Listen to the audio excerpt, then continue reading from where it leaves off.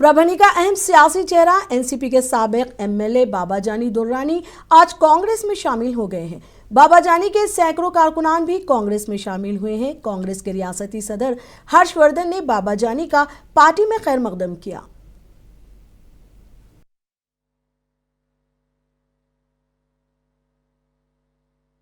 त्या खोलीमध्ये मी वारंवार गेला तर तिथेच राहत असतो।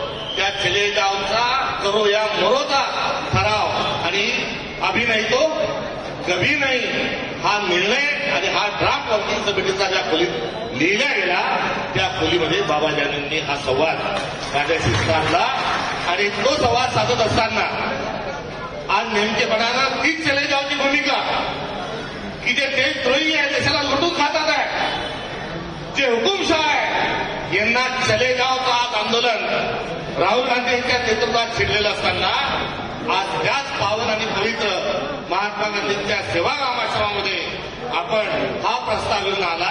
याचा अर्थ संकेत जे आहे नियतीचे संकेत हे वेगळे आहेत। एक शायर का शेर है इकबाल का, मैं अकेला ही चला था जाने की मंजिल मगर लोग आते गए कारवां बनता गया। हे देशामध्ये